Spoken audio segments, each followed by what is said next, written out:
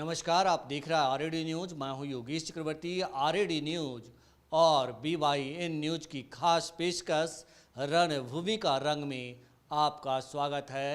रणभूमि का रंग में आज हम बात करने जा रहे हैं राष्ट्र कवि रामधारी सिंह दिनकर की कर्मभूमि बेगूसराय की। बेगूसराय की धरती क्रांतिकारियों की धरती भी रही है और पवित्र गंगा यहाँ से होकर गुजरती है।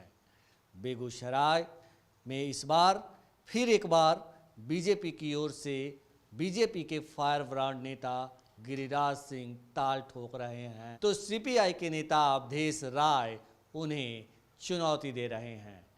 कहा जा रहा है कि मुकाबला दिलचस्प होगा। यहाँ के जातीय समीकरण क्या हैं, पहले हम ये समझने की कोशिश करेंगे और ये भी जानने की कोशिश करेंगे कि 10 साल बेमिसाल के बीजेपी के नारे और मोदी की गारंटी में कितना है दम। हमारे साथ जातीय मामलों के विशेषज्ञ और वरिष्ठ पत्रकार वीरेंद्र यादव जी मौजूद हैं। आइए इनसे समझते हैं। वीरेंद्र जी, बेगूसराय क्रांतिकारियों की भूमि रही है और कहा जाता है कि यहाँ से कई क्रांति हुई, तो लोकसभा चुनाव 2024 होने हैं, तो किस तरह देव बन रहे हैं यहाँ के समीकरण? यहाँ पे जो आपने बताया 2 उम्मीदवार हैं, मौजूद उम्मीदवार। एक तो भाजपा वाले हैं गिरिराज सिंह और दूसरे हैं अवधेश राय CPI के, पूर्व विधायक रह चुके बछवाड़ा से। इस और उम्मीदवार भी हैं CPI के। गिरिराज सिंह हैं, जिस विभाग के मंत्री हैं उनको विभाग से मतलब नहीं है। उन्माद कैसे पैदा हो सकता है उसके लिए जाने जाते हैं। वो उसके क्या करना चाहिए वो करते हैं। जो हम पिछले 5 साल से मंत्री केंद्र में कैबिनेट मंत्री हैं, बिहार में बहुत बार बोला उन्होंने, कभी उन्होंने विभाग के बारे में नहीं बोला कि हमारा विभाग क्या है, हम विभाग के लिए क्या कर रहे हैं। लेकिन जितना बेकाम की बात होगी वो सब बोलेंगे, लेकिन जो विभाग जिस विभाग के मंत्री हैं उस पर कभी आज तक उन्होंने कभी सार्वजनिक बयान नहीं दिया। कभी राम मंदिर पे, तो कभी खाई पे, तो कभी हव पे, जिसे उन्माद खड़ा हो सकता है उसके लिए सब कुछ उनके पास है। लेकिन जिसे विकास हो सकता है, जिसपे मोदी कहते हैं विकास की बात करते हैं, उस विकास का वह भी आज तक कभी नहीं बोल पाए एज ए मंत्री। उनसे पूछिएगा कौन विभाग के मंत्री, पता नहीं होगा हमको किस विभाग के मंत्री हैं। ये इनका हालत ये है। तो ऐसे लोगों को 10 साल से बिहार की जनता झेल रही है, फिर तीसरी बार रणभूमि में खड़े हैं। अब 10वीं के बाद 12वीं में जाएंगे या कहीं ब्रेक लग जाएगा, अब तो चुनाव के बाद पता चलेगा। लेकिन टक्कर बहुत स्ट्रांग है। जो बेगूसराय है उसको मान लीजिए भूमिहार का गढ़ है, वहाँ अहिर भी बहुत ज़्यादा संख्या में है। तो लड़ाई पूरी तरह से भूमिहार बनाम अहिर का हो गया है। वहाँ पार्टी अपनी जगह पे है, भूमिहार बनाम अहिर। अहिर मतलब रामधारी राय, ये अवधेश राय जी CPI के और भाजपा की है। तो लड़ाई भूमिहार और अहिर के बीच में कौन जीतता है, ये चुनाव भाजपा RJD का नहीं है या CPI का नहीं है, ये सीधे चुनाव ग्वार बनाम भूमिहार का है। ग्वार और भूमिहार लड़ाई में कौन जीतेगा ये तो पता चलेगा 4 जून के बाद है। लेकिन जिस तरह से 2 बार निकल गए देश लगा के कुछ भी भाषण देके, इस बार गिरिराज के लिए ये राह उतनी आसान नहीं है जितनी 2 बार पहले हुआ करती थी। बिल्कुल, क्योंकि इस बार जो उनके स्वजातीय हैं, जो भूमिहार जाति के लोग भी हैं, कहीं ना कहीं ये सवाल पूछेंगे कि आप विकास का वह क्यों नहीं जानते। बिल्कुल स्वाभाविक है, लोग पूछेंगे। लेकिन चुनाव जाति बहुत बड़ा फैक्ट काम करता है, इसलिए वो लोग वोटर तो वही देंगे, मैंने लाख गाली देंगे गिरिराज सिंह को। लेकिन भूमिहार एक ऐसी जाति है, उस क्षेत्र के लिए मैं बात कर रहा हूँ, पूरे बिहार की बात नहीं कर रहा हूँ मैं। वोट देगी तो गिरिराज सिंह को ही, उसमें कहीं एक वोट भी इधर उधर नहीं जाने वाला है। वो लाख एक सवाल मैं आपसे जानना चाहता हूँ कि ये जो स्वर्ण कास्ट हैं, ये खुद को बहुत पढ़े लिखे, इंटेलेक्चुअल, धनी और नेतृत्वकर्ता के तौर पर आपको अपने आप को हर जगह प्रस्तुत करते हैं, तो क्या इनमें इतनी भी बुद्धि नहीं कि क्या किसको हम चुने और किसको नहीं चुने? ये भाई बुद्धि के सवाल का कर रहे हैं। बुद्धि होना अलग बात है, उम्मीदवार होना अलग बात है। अब कुछ चुने जाति को तो बुद्धिहीन हो गया, ऐसे थोड़ा कुछ है। इसको बुद्धिहीनता की बात है ना कि जो 10 साल से आपको बरगला रहा है उसे आप चुने जा रहे हैं। देखिए बुद्धिहीनता नहीं कही इसको आप, दरअसल बौद्धिकता है, नहीं है। वो अपना निर्णय है कहाँ वोट देंगे हम। सब तो ही कहते हैं, पढ़ हो चाहे अनपढ़ हो, आखिरकार लास्ट में बात हो जाती है, तो आप उसको बुद्धिहीन मत कहिएगा, कोई जाति बुद्धिहीन है, ऐसा नहीं है। उनके अपने विवेक हैं, उनको लगता है कि हमारे लिए बढ़िया है, आपको लगता है कि उनको लिए बहुत गलत है, लेकिन उनको लगता है हमारे लिए तो बहुत अच्छा है, भाई जी हैं। कि जो अगर खुद को इंटेलेक्चुअल कहते हैं, अगर वो गलत फैसला करते हैं, कानून का मजाक उड़ाते हैं, संविधान का मजाक उड़ाते हैं, तो उन्हें आप क्या कहेंगे? उनको हम सब कुछ कहेंगे, बुद्धिहीन तो नहीं कहेंगे, क्योंकि बुद्धि पे जीवित जो कैसे बुद्धिहीन हो सकते हैं, वो बुद्धिहीन नहीं कहेंगे। और जो कह लीजिए कि उनको समझ नहीं है, तो जातिवादी है, धार्मिक हैं, उन्मादी हैं, सब कह लीजिए, लेकिन बुद्धिहीन तो नहीं है कम से कम।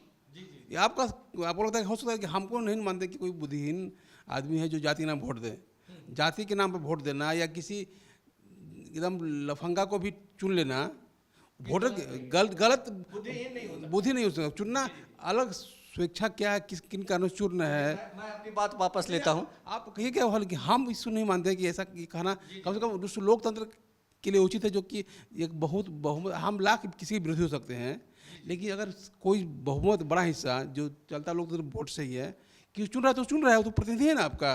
अब भले कहिए कि जैसा कि प्रतिनिधि हो, तो इसलिए किसी भी उम्मीदवार जो चुन के चला गया लोकसभा में, वो या चुनने वालों को आप अब जो चुन गया है उसको कैसे चुनने के बाद काम नहीं करता है, सब कुछ चोर है, डकैत सब कुछ कर सकते हैं, लेकिन चुनने वाला बुद्धिहीन है, इसको ईसा में सहमत नहीं है, बस ये कह रहा हूँ मैं। जी। ये बताइए कि जो बेगूसराय की जनता है वो लाख गिरिराज सिंह काम ना करें, बड़बोलापन के लिए जाने जाते हैं और बेतुके बात करते हैं, बिना सिर पैर की बात करते हैं, विकास का वह नहीं जानते हैं, और वहाँ की विवेकशील जनता इसी गिरिराज सिंह को चुनती है। और आप तो ये बातें कहनी भी बेमानी ही होगी कि मुद्दे क्या होंगे, समीकरण क्या बनेंगे। मुद्दे होते हैं चुनाव में, समीकरण होते हैं, हम सिर्फ उस बुद्धिहीन की बात में बहस कर रहा हूँ, बाकी तो कोई जो आप कर सही कर रहे हैं। उस किसी वोटर को बुद्धिहीन करना उस लोकतंत्र के लिए उचित नहीं है, बस हम सिर्फ ये कह रहे हैं। हम उसको अनुचित उचित नहीं मानते, आपको लगता है आप कह सकते हैं उसको। जी, आगे हम बात करें जाति को लेके ही। ठीक है, आपको मेरी बात अनुचित लग रही है, लेकिन सच्चाई से मुंह नहीं मोड़ा जा सकता। वीरेंद्र जी, ये बताएं कि फिर बेगूसराय में क्या मुद्दे और क्या समीकरण बन रहे हैं जिसके आधार पर वहाँ की जनता, भूमिहार कास्ट के लोग, क्योंकि भूमिहार बहुल क्षेत्र है, तो ये लोग वोट करेंगे। जो हम बता रहे थे डाटा जो हम लोग अपने पास है, CPI का अध्यक्ष रहा है और गिरिराज सिंह भाजपा के। तीसरे उम्मीदवार तो इस तरह कोई दिख नहीं रहा है कि तीसरा कौन खड़ा हो रहा है, जो कि काफ़ी प्रभावी माना जाए। दो ही लोग की दावेदारी की लड़ाई भी चले फिलहाल। वहाँ जो बनावट वहाँ की लोकसभा की है, पूरे जिले में 7 लोक विधानसभा क्षेत्र हैं और 7 के 7 उसी ज़िले में है। तो बाकी जगहों पे तो 6 विधानसभा है, कई जगहों पे उस ज़िले में 7 विधानसभा क्षेत्र पड़ता है। 7 जो क्षेत्र हैं वो हैं चेरिया बरियारपुर, बछवाड़ा, मटिहानी, शाहपुर कमाल, बेगूसराय, बखरी और तेघड़ा। ये 7 सीट हैं विधानसभा के। वहाँ टोटल नंबर ऑफ वोट है 21,17,000। हम जाति की बात करें तो सबसे ज़्यादा जाति जो जाति वोटर हैं वो है भूमिहार, 3,60,000।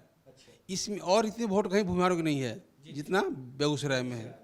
उसके अलावा यादव है वहाँ पे 1,94,000, लगभग 2 लाख। मुसलमान है 3,04,000, राजपूत है 46,000, ब्राह्मण है 73,000, कोयरी है 82,000, कुर्मी है वहाँ पे 1,58,000, मतलब 1.5 लाख से ज़्यादा। चमार वहाँ पे हैं 1,20,000, दुसाध हैं 1,73,000 और बनिया की वोट भी अच्छी खासी है वहाँ पे, चूँकि शहरी क्षेत्र है। बनिया की वोट है 2,28,000। उस इलाके में धानुक भी बहुत एक बड़ी आबादी में है और मल्लाह भी। इन 2 कास्ट की आबादी भी वहाँ पर अच्छी है, जो अति पिछड़ा में दोनों आते हैं और जो प्रभावित करेंगे वोट के परिणाम को भी, रिजल्ट परिणाम, चुनाव के परिणाम को भी। चाहे जो मैंने डाटा दिया आपको, ये मैंने अपनी किताब से दिया। अपनी किताब ये वोटर की जाति, इस किताब में सिर्फ पत्रिका का मेरा संकलन पूरा मैगजीन का, लेकिन हर अंक में कोई ना कोई जाति मिलेगी आपको, पूरा विशेष डाटा मिलेगा हर किसी न किसी अंक में। और ख़ास बात यह कि पूरे लोकसभा के 40 में कितने विधानसभा क्षेत्र हैं, किस विधानसभा में किस जाति कितने वोटर हैं, उसका डाटा भी मिल जाएगा। इसकी कीमत 15,000 रुपया है। और जो अगर जिनको खरीदना होगा, जिनको पॉलिटिक्स करना होगा, पढ़ पाएंगे, बाकी लोग तो महंगा खरीदेंगे नहीं। तो किताब के लिए संपर्क कर सकते हैं 9199100924 पे। और किताब की डाटा फ्री में पढ़ना है आपको तो आपके साथ रेड न्यूज़ में पढ़ सकते हैं आके। बिल्कुल। जी। तो वीरेंद्र जी, ये आप कह रहे थे कि जो हाँ मल्लाहों और धानुक समुदाय की भी बड़ी आबादी है, लेकिन जो ये डाटा आपने बताया कि भूमिहार कास्ट के लोग जो है वो बड़ी संख्या में है, सबसे बड़ी आबादी 3,60,000 के करीब में है, लेकिन हम देख रहे हैं कि दुशाद कास्ट के लोग भी जो 2 लाख हैं, और बाकी जो ये लोग जो बीजेपी में जुटेंगे ये लोग तो, लेकिन जो पिछड़े जाति के लोग हैं और दलित जाति के लोग हैं, इनकी संख्या भी कहीं ना कहीं बहुत ज़्यादा है, और जो बीजेपी के कोर वोटर माने जाते हैं, तो वोटरों के हिसाब से जो है यहाँ पे महागठबंधन के ही वोटर ज़्यादा भारी दिख रहे हैं। बिल्कुल। आप जहाँ देखिएगा पूरे बिहार में तो बड़ा हिस्सा भाई सवर्ण तो पूरा बिहार में कितना है 10%, उससे ज़्यादा कोई नहीं है। बाकी 90% कौन लोग हैं जो सवर्ण नहीं है। 11% सवर्ण हो उतना ही है ना, तो हर क्षेत्र में संख्या तो उनकी कम है ही। नंबर ऑफ वोट में कहीं लीड बहुत ज़्यादा कहीं नहीं, एक आध क्षेत्र जैसे कि यहाँ अपना हो गया, यहाँ हो गया ज़्यादा है, उसको सघन आबादी बहुत ज़्यादा सघन आबादी है वहाँ पे बेगूसराय में। अन्य जातियों में अन्य राज्य जिलों में उसमें मतलब बिखरा हुआ आबादी उनकी है। और खासकर बेगूसराय, मुंगेर, नवादा और जहानाबाद, ये चार ही क्षेत्र हैं जहाँ की भूमिहार डोमिनेटेड अपने आबादी ज़्यादा है, संख्या में रहने वालों के भी और वोटरों के भी, तो इसलिए हम इसको कहते हैं कि भूमिहार लैंड हैं। ये 4 क्षेत्र हैं, बेगूसराय, मुंगेर, जहानाबाद, मुंगेर और नवादा, ये भूमिहार, इसको कहते हैं भूमिहार लैंड। अधिकांश इनकी बहुत सघन आबादी है। MP जितने भी रहे हैं ना, यही जीते रहे हैं, और कहीं से MP नहीं जीता भूमिहार। जब जीता है ना, इन छात्र एक जीते रहे थे सिर्फ कटिहार से, निखिल चौधरी नाम था उनका, उनकी आबादी वहाँ बहुत कम थी मतलब भूमिहारों की, लेकिन फिर भी जीतते रहे थे समीकरण के आधार पर पार्टी के हिसाब से। लेकिन जो बेसिक वोट है भूमिहारों का यही है, और जितने भी रहे पूरे बिहार में जो जीते हैं भूमिहार, यही 4 सीट जीतते हैं, और कभी 3 कभी 4 जीते हैं या हार भी गए। आपके मुताबिक कि बिहार में जाति आधारित ही वोटिंग होती है, मुद्दे और समीकरण कोई काम नहीं करते तो गौन हो जाते हैं, तो यहाँ पर अवधेश राय जो हैं, जो CPI के उम्मीदवार हैं, उनके लिए तो अच्छी बात है। हाँ बिल्कुल, भाई वहाँ अच्छी जिस जाति चाहते हैं यादव से, उनकी अपनी संख्या है। लोकल भी जो 7 विधायक हैं उसमें कई विधायक RJD के ही हैं, उनका भी अपना चुनाव पर असर पड़ेगा। भाजपा के विधायक भी हैं वहाँ पे, तो कई फैक्टर काम करेंगे, लेकिन सबसे बड़ा फैक्टर जाति का ही होगा। उसमें धानुक और मल्लाह की जो संख्या है, धानु तो लोग मानता है कि हम कुर्मीय हैं, तो स्वाभाविक मानता है कि हम नीतीश जी के नेता हैं, हमारे आदमी हैं, तो वो बहुत कुछ शिफ्ट करेगा उधर। हालांकि वो आते पिछड़ा में, वहाँ के लोकल एक नेता है धानुक के, भी बहुत जुड़े हुए नहीं जदयू से है, लेकिन उनको लगता है कि हम भी उन्हीं की जो भी स्वाभाविक जाति का सेंटीमेंट है वहाँ भारी पड़ते हैं वो लोग। लेकिन मलाह का फिर इस बार बहुत क्लियर, जैसे अन्य राज्य जिलों में है वही यहाँ मलाह का हालत है, बहुत ज़्यादा किसी अटैचमेंट नहीं है। लेकिन उसके चुनाव आते आते अब ये सब जो होगा माहौल बनेगा। अंतिम चुनाव के 7 चरण चुनाव है, फेज बाई चुनाव होना है, तो माहौल भी उस फेज वाइज बनता रहेगा। अब जो मान लीजिए चुनाव से 8 दिन पहले, 10 दिन पहले या 5 दिन पहले जो माहौल होगा, आज नहीं होगा। उस समय जो है वो औद्योगिक नगरी के तौर पे भी अपना पहचान रखता है, तो गिरिराज सिंह पिछले 10 सालों से 10 साल से नहीं 5 साल से, उससे पहले एक बार थे नवादा से MP, पहली बार जीते नवादा से, दूसरी बार जीते फिर वहाँ बेगूसराय से, और फिर तीसरी बार बेगूसराय चुनाव लड़ रहे हैं। जी, मैं वही कह रहा हूँ कि 10 साल से वो सांसद हैं, 5 साल से मंत्री भी हैं। तो पहले भी थे, राज्य मंत्री थे। इस बार जब बने तो कैबिनेट मंत्री बन गए वो। मंत्री पहले भी थे फर्स्ट फेज टर्म में भी, लेकिन उसमें राज्य मंत्री थे। इस बार जब बने तो सीधे कैबिनेट मंत्री बन गए, मतलब उनका प्रमोशन हो गया। वही कह रहा हूँ कि मैं 10 साल से वो मंत्री भी हैं, और ऐसे में औद्योगिक नगरी के में उन्होंने कोई ईंट जोड़ने की कोशिश की, कोई कंपनियां लाने की कोशिश की, जिससे मतलब क्षेत्र का बेरोजगारी दूर हो। मैंने शुरू में कहा कि उनको इससे मतलब ही नहीं है। 10 साल रहे MP, 10 साल में उनके हाथ से 10 लोगों को रोजगार नहीं मिला होगा, 10 लोगों के लायक रोजगार का अवसर पैदा नहीं कर पाए होंगे। लेकिन 10 सालों में सबसे ज़्यादा सेफ रहे पॉलिटिकली वही रहे, सिर्फ खाली मैंने बेमतलब के बयान दे के। आप जब भी पूरा 10 साल का उठाई वीडियो एज ए मंत्री, केंद्र में एज ए सांसद, कभी उन विकास की बात नहीं की है। जब भी बात की है तो ऐसी बात जहाँ पे एंटी मुसलमान उस बात से माहौल खड़ा हो सके। तो उनकी पूरी का पूरी स्ट्रेटजी एंटी मुस्लिमों को लेकर है। वजह क्या है लगता है कि मुसलमानों की आबादी जहाँ भी है, चाहे नवादा हो या बेगूसराय हो, अन्य जिलों की तुलना में जिलों में नवादा या बेगूसराय में मुसलमान की आबादी अपेक्षा ज़्यादा है। तो उस गोलबंदी के लिए इस तरह का बयान उनके लिए या तो राजनीति कहीं मजबूरी है या उसमें उसी में खेलना चाहते हैं, उसी बयान से खेलना चाहते हैं ताकि एक वोट के खिलाफ ध्रुवीकरण करवा सकें हम।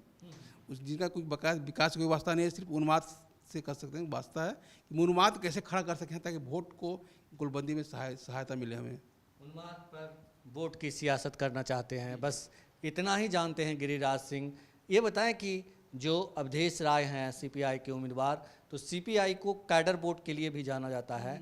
ऐसे में इस बार जो है कड़ी टक्कर गिरिराज सिंह को मिलेगी, और जो उन्मादी विचार हैं उनके, और जिस तरह से कहा जा रहा है कि उनके एक धुर विरोधी भी हैं राकेश सिन्हा, तो इन सब चीज़ों का भी उनको सामना करना पड़ेगा। राकेश सिन्हा का कोई असर नहीं पड़ेगा, क्योंकि राकेश सिन्हा मूलतः भले बेगूसराय का रहने वाले हैं, लेकिन जमीन से जुड़ाव नहीं है उनका। वो हवा के नेता हैं, उसी से हमारे राज्यसभा में मेंबर बन गए, वो अलग बात रही। लेकिन अवधेश राय का दुर्भाग्य क्या है कि उनका कैडर वोट भूमिहार है। अधिकांश जो कैडर वोट है, मानते हैं कि सीपीआई का बेस वोट भूमिहारों में ज़्यादा है, और भूमिहार कहाँ जाएगा आमतौर पे सबको पता है। तो उस हिसाब से कैडर काम नहीं आएगा यहाँ पे, जातीय काम आएगी उनके लिए भी और इनके लिए भी। मतलब कैडर होते हुए भी भूमिहार कास्ट के लोग गिरिराज सिंह को वोट करेंगे। बिल्कुल, और जाति वोट करेगा कैडर के नाम पे, मान लें मतलब सीपीआई को, लेकिन भूमिहार जो कैडर होगा उसे जो एकदम कट्टर होगा ना, प्रतिबद्ध है, वो भले कुछ दे दे, लेकिन आम जो वोटर कैडर होता है नहीं लगता कि वोट देगा सीपीआई को। उसके लिए तो अपने जय झंडा, उसके लिए भगवा परचम ही, मतलब भाजपा भूमिहार पार्टी है बस। तो ये स्थिति है बिहार में जातियों की कि कैडर और संगठन के कट्टर समर्थ होते हुए भी लोग जाति को वोटिंग करते हैं, और इसी का फ़ायदा गिरिराज सिंह जैसे बड़बोले नेता उठाते हैं, जिनकी कथनी और करनी में आसमान ज़मीन का अंतर होता है। तो जैसा कि वीरेंद्र यादव जी ने बताया कि बेगूसराय यानी कि राष्ट्रकवि दिनकर की कर्मभूमि जन्मभूमि पर बेहद ही जो है कांटे की टक्कर इस बार होने वाली है, लेकिन उठ किस करवट बैठेगा ये देखने वाली बात होगी। फिलहाल इतना ही। आप हमें फेसबुक पर फॉलो करें, यूट्यूब पर सब्सक्राइब करें, लाइक करें, शेयर करें और कमेंट कर अपना महत्वपूर्ण विचार और सुझाव जरूर दें। धन्यवाद।